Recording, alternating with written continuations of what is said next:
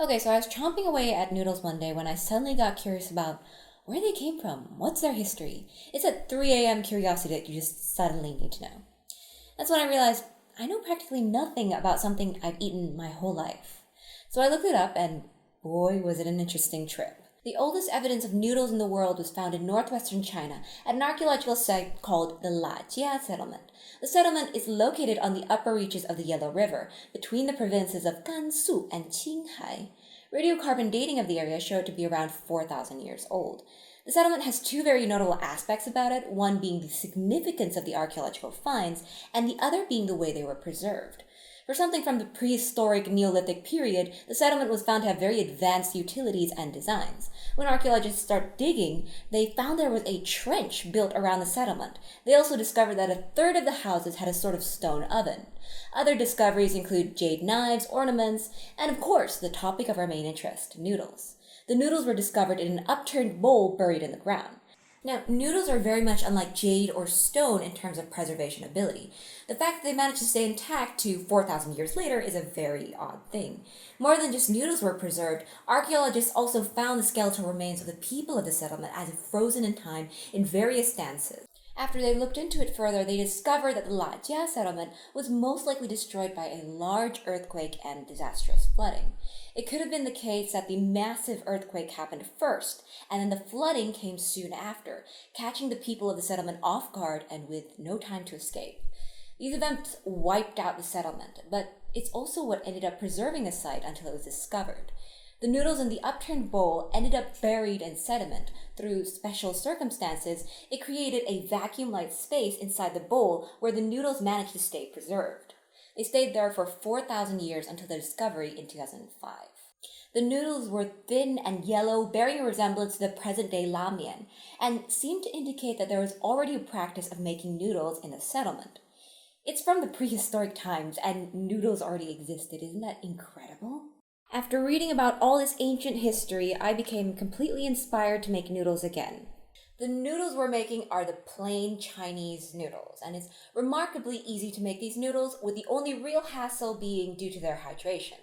To explain, noodle doughs typically have a low hydration percentage, which basically means they have less water, because they absorb more water when we boil them, so the amount of water we use in making the dough at the start is pretty low.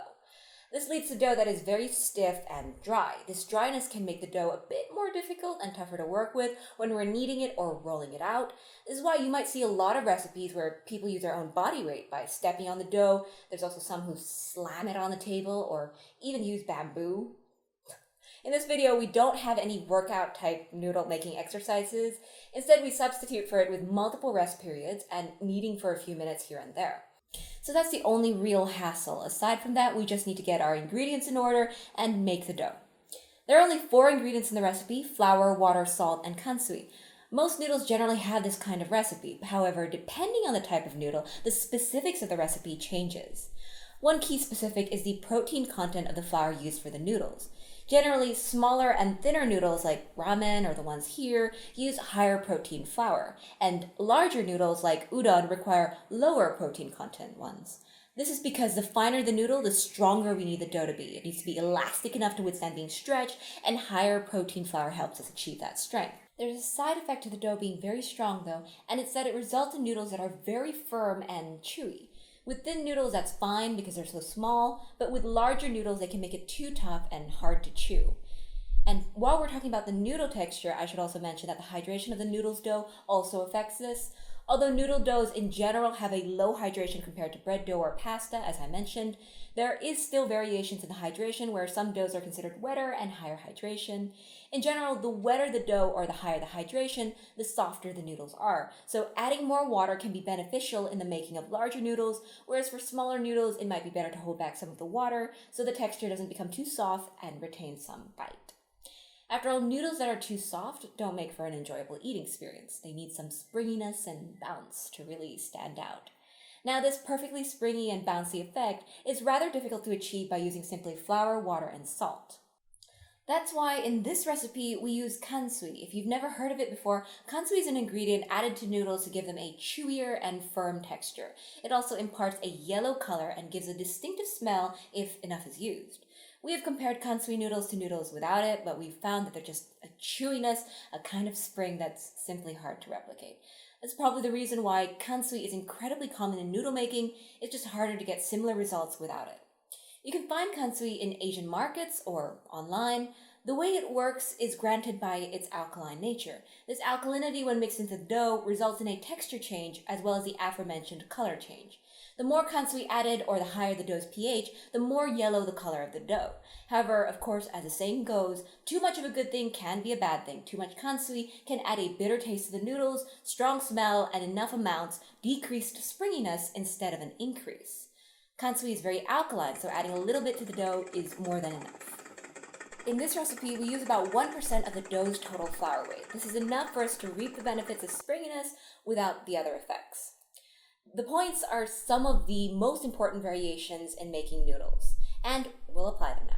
Since we're making noodles on the smaller and thinner side, we'll be using high-protein flour. Another note about flour is to take a quick look at the ash content of it.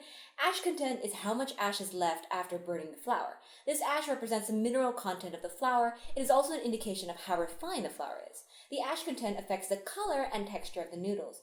Flour with higher ash content can have higher nutrient content, but can also lead to a darker color and interfere with gluten development. Most flours have already been made with this taken into consideration, so it's not really something to worry about, but it's just good to know. Along with our high-protein flour, the dough will also be relatively high in hydration. 40% hydration, or the water amount, is 40% of the total flour weight. This is pretty high hydration as far as noodles go, and especially since we're aiming for finer and smaller noodles, but it's alright because we use Kansui to bring back some of that firmness and chewiness. The dough being higher hydration will make it easier to deal with. It's going to be easier to knead, softer, and also easier to roll out when we want to cut the noodles. This means that we'll have a shorter kneading time compared to lower hydration doughs. We'll also find it easier to combine all the ingredients in the dough. So, with all those details settled, let's make the dough. We're going to start with pouring in 120 grams of water into a container, along with 6 grams of salt and half a teaspoon of Kansui.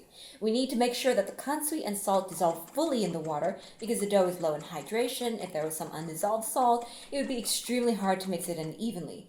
And while we're on the topic of salt, while I won't go too deep into it, I would like to extol a few benefits of salt. It not only improves the flavor by a lot, it also tightens the gluten structure, which leads to a better dough that's easier to deal with. So that's what salt does, and it's pretty awesome. Okay, anyways, once all the ingredients are fully dissolved and mixed in, we're going to measure out our flour in a separate mixing bowl, 300 grams of high-protein bread flour. Then we want to slowly but steadily pour in our Kansui solution in small amounts, mixing it in each time after pouring.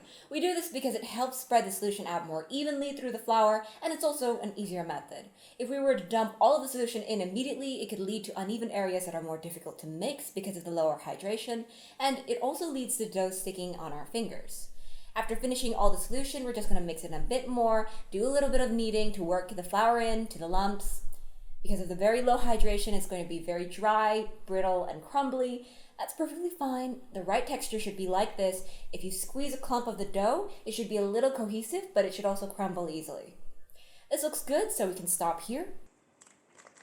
We're next going to put the dough into a Ziploc bag, wrap it well so that it doesn't dry out, and let it rest for 1 hour. This will give the flour more time to absorb the water, and when we come back, the dough should be more cohesive as well as easier to work with. After the hour, it's now time to continue kneading the dough.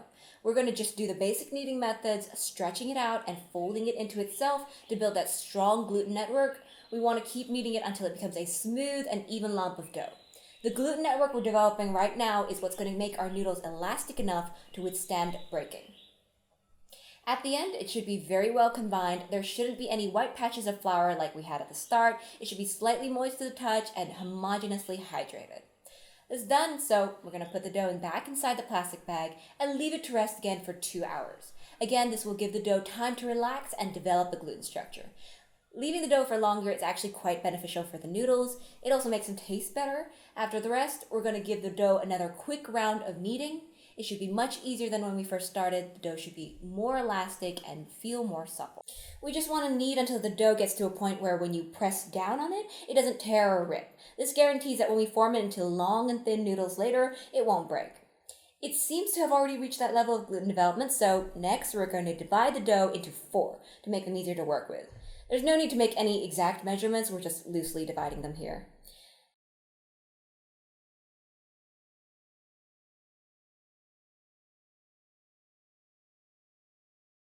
Then we're going to shape these portions into rough rectangles. This will help even things out and put them into a more orderly shape.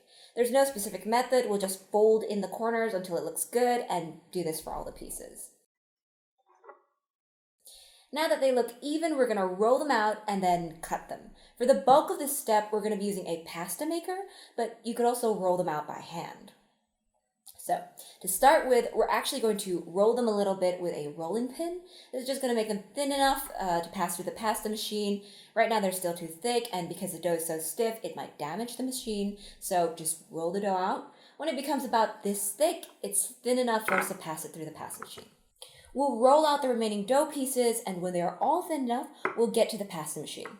And note here, we don't want to immediately run the noodle dough through the tightest setting on the pasta machine. If we force it through that, it could apply too much force and end up making the dough rip. This isn't good because it may cause breakage. What we want to do instead is gradually tighten the pasta machine while passing the dough through it. Okay, so we'll begin with the loosest setting on the pasta machine. Pass one of the rolled out dough pieces through it once.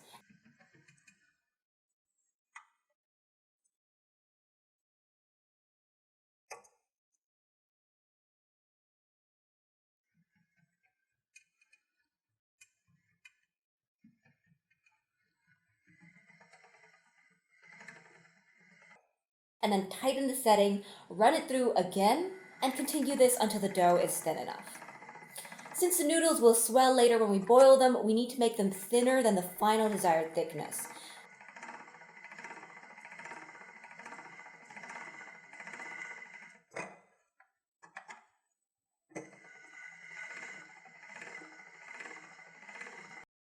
This looks about enough, so we'll immediately move on to cutting the sheet into noodles.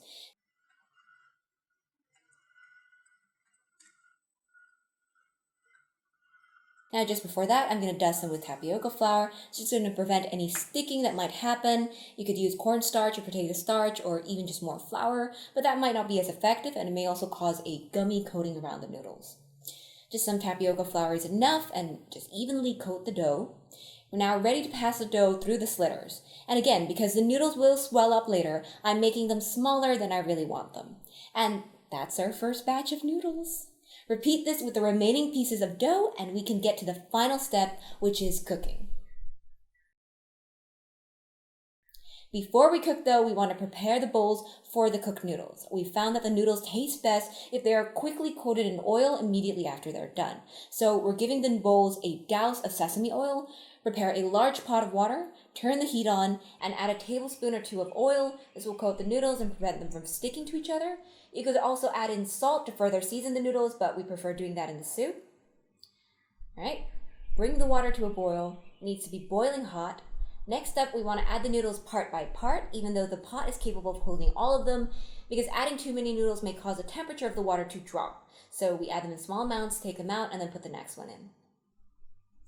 To boil the noodles, we'll be using this specialized strainer, which we bought just for the sake of making noodles. We're very noodle oriented, but you don't really need it, and instead can just throw the noodles into the water. All right, so let's take one clump of noodles and drop it in. As soon as the noodles come in, we're going to need to stir them up to prevent them from clumping. I like using chopsticks for this. We won't have to stir for very long because the cooking time is very fast, 1 minute to be exact, around that time. With these noodles, we found that when they're undercooked, they taste as if they're soggy instead, and so we prefer to lean on the longer side for cooking, giving them about 1 to 1.5 minutes.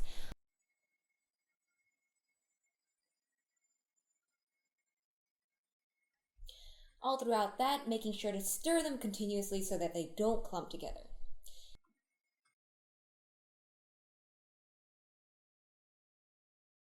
Then they're done cooking. We strain them out and we'll drop them into the bowls that we prepared, tossing them in the oil immediately. We'll follow the same steps for the rest of the noodles, and then we're all done. The noodles are ready to be served, whether with soup or another sauce. Personally, we've enjoyed them with some broth and some pickled cucumbers, achar as we call them here, as well as pickled chili. A little bit of acid goes very well with the noodles and warm beef broth. And that's it for today. Thanks for watching, and bye!